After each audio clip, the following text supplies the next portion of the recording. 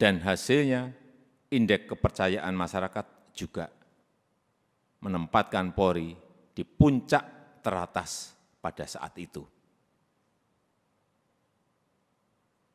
Tetapi begitu ada peristiwa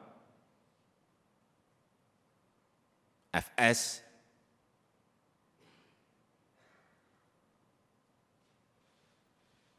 runyam semuanya dan jatuh ke angka yang paling rendah.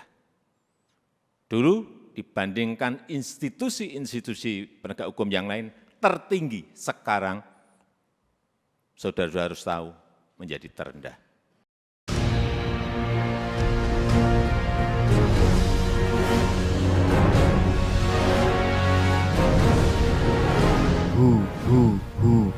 Allah.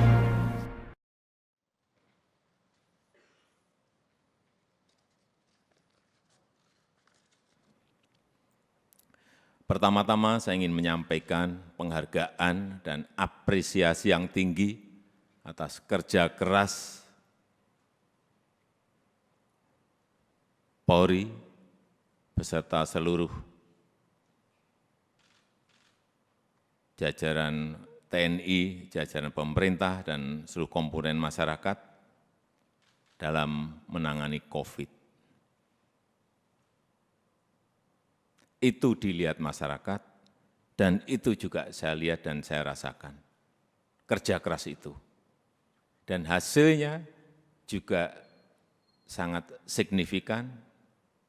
Sampai hari ini, yang mendorong paling kuat memang adalah dari Polri, telah 440 juta dosis vaksin yang telah disuntikkan kepada masyarakat. Dan hasilnya pandemi COVID mereda. Dan hasilnya ekonomi kita bisa tumbuh 5,44%. Dan hasilnya indeks kepercayaan masyarakat juga menempatkan Polri di puncak teratas pada saat itu. Tetapi begitu ada peristiwa FS,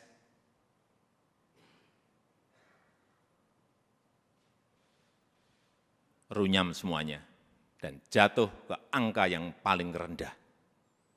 Dulu dibandingkan institusi-institusi penegak hukum yang lain tertinggi, sekarang saudara-saudara harus tahu menjadi terendah. Ini yang harus dikembalikan lagi dengan kerja keras saudara-saudara sekalian.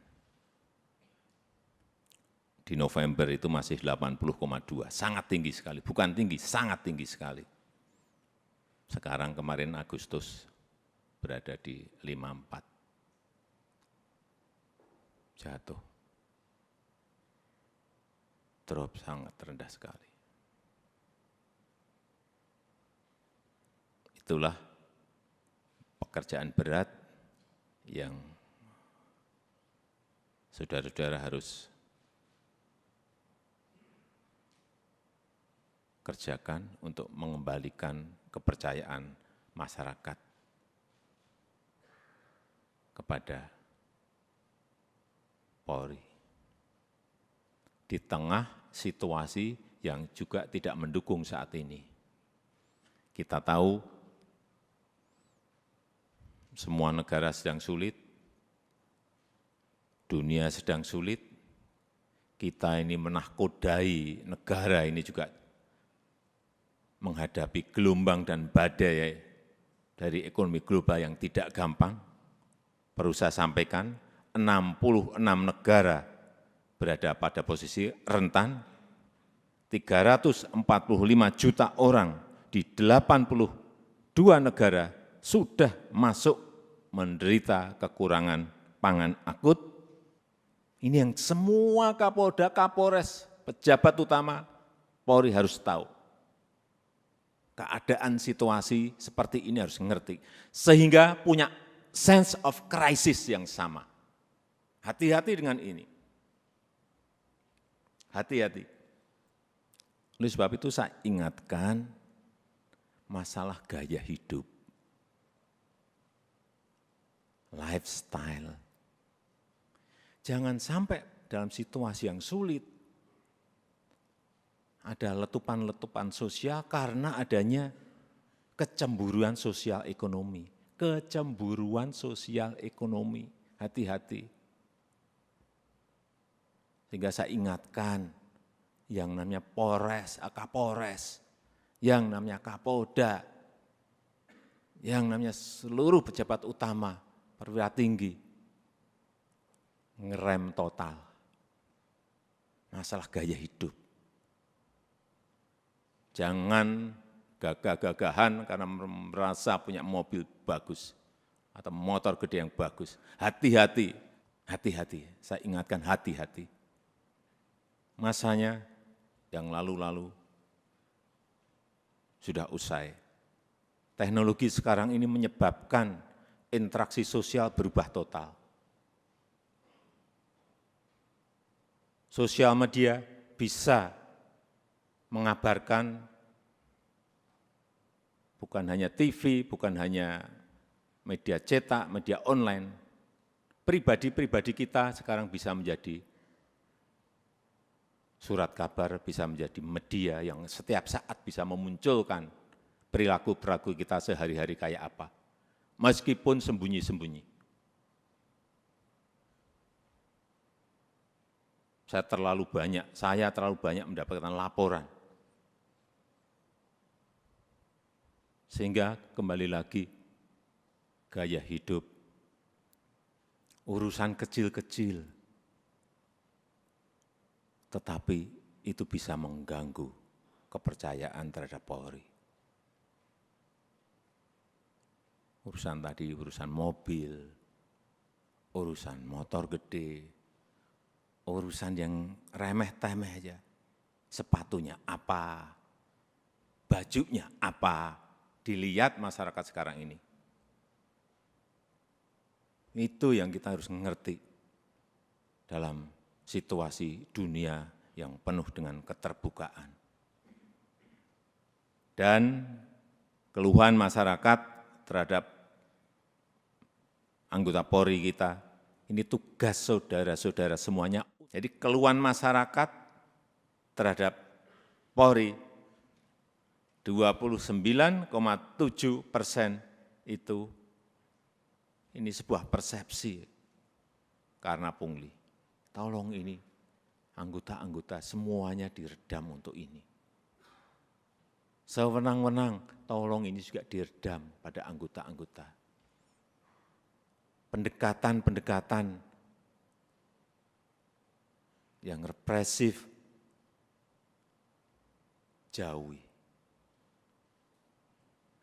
Mencari-cari kesalahan, nomor yang ketiga 19,2%.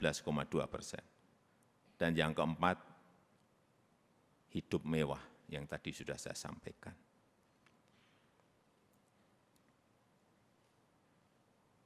Karena Bapak, Ibu, dan saudara-saudara sekalian, itu adalah aparat penegak hukum yang paling dekat dengan rakyat, paling dekat dengan masyarakat, dan paling sering berinteraksi dengan rakyat. Jadi ingatkan anggota-anggota, selalu di briefing anggota-anggota, seluruh anggota, dan ingatkan untuk hal-hal yang berkaitan dengan pelayanan masyarakat, ingatkan mereka. Jangan sampai karena tidak kecepatan kita, yang kedua, rasa aman dan nyaman masyarakat itu, ini masalah persepsi loh. Rasa aman dan nyaman masyarakat itu menjadi terkurangi atau hilang. Karena apapun, Polri adalah pengayom masyarakat. Hal-hal yang kecil-kecil, tolong betul-betul dilayani betul.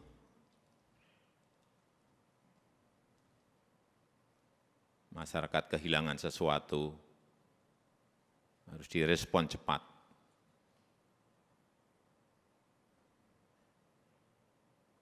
Sehingga rasa terayomi dan rasa aman itu menjadi ada. Yang ketiga, yang berkaitan dengan soliditas. Jangan sampai ini, hati-hati, ini sudah masuk tahun politik. Karena pemilu sudah berjalan sejak, tahapan pemilu sudah berjalan sejak Juni yang lalu. Harus ditunjukkan soliditas di internal Polri dulu. Rampung, kemudian soliditas Polri dan TNI. Itu yang akan mengurangi tensi politik ke depan. Soliditas. Harus ada kepekaan. Posisi politik ini seperti apa sih?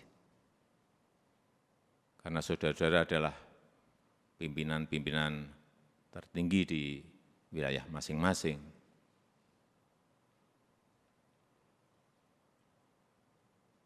Sense of politiknya juga harus ada. Tidak bermain politik, tetapi ngerti masalah politik, karena memang kita akan masuk dalam tahapan tahun politik. Kalau dilihat, kembali lagi, kalau dilihat Polri solid, kemudian bergandengan dengan TNI solid, saya memberikan, bolak-balik saya sampaikan, saya memberikan jaminan.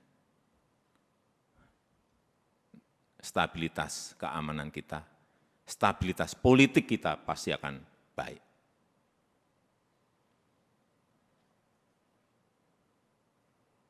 Enggak ada yang berani coba-coba. Kalau coba-coba ya tegas saja. Yang keempat, yang berkaitan dengan kesamaan visi. Saya kira yang berkaitan dengan kebijakan organisasi, jangan terkesan kita itu gamang. Sebagai pemimpin-pemimpin di wilayah, baik itu di provinsi, kabupaten, dan kota, jangan gamang, apalagi cari selamat. Yakin sesuai dengan prosedur, yakin sesuai dengan SOP, yakin sesuai dengan undang-undang, lakukan. Visi, presisi, Pak Kapolri, saya minta juga tidak usah jelimet-jelimet, tolong disederhanakan, sehingga yang di bawah itu mengerti apa yang harus dijalankan. Apa sih kalau disederhanakan? Ya tadi yang Kapolri sampaikan tadi, Polri sebagai pelindung, Polri sebagai pengayom, dan Polri sebagai pelayan masyarakat. Intinya akan ke sana. Presisinya itu apa? Jelasin sekali lagi, secara sederhana dan jelas. Sehingga gampang ditangkap visi itu. Yang kelima, yang berkaitan dengan penegakan hukum. Jangan sampai pemerintah dianggap lemah. Jangan sampai juga Polri dianggap lemah.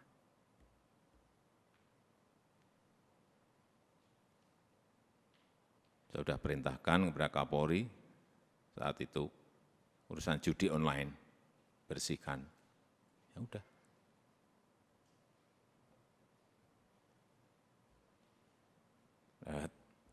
Saya enggak usah bicara banyak. Saudara tahu semuanya, perintah ini tahu. Dan penegakan hukum untuk yang berkaitan dengan narkoba. Ini yang akan nanti bisa mengangkat kembali kepercayaan masyarakat terhadap Polri. Dan kalau ada sebuah peristiwa, itu segera dirancang komunikasinya yang baik. Komunikasi publik itu penting banget. Jangan terlambat, jangan lamban. Sehingga yang muncul nanti kalau lambat, yang muncul isu-isu yang lain. Sekarang ini sekali lagi, era sosial media, hitungannya detik, hitungannya menit. Sudah bukan hari lagi. Begitu ada sebuah peristiwa kecil, dan saudara-saudara menganggap ini kecil, sehingga tidak ditangani, dikomunikasikan dengan baik, dengan kecepatan, membesar menjadi sulit untuk kemudian diselesaikan lagi. Ini tidak berada pada posisi yang normal. Dunia sekarang ini.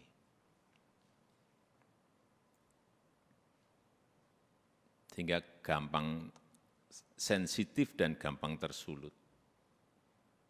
Untuk menumbuhkan optimisme harus menciptakan hal-hal yang baik, dikontra dengan itu, dikontra dengan prestasi-prestasi, dikontra dengan komunikasi yang baik.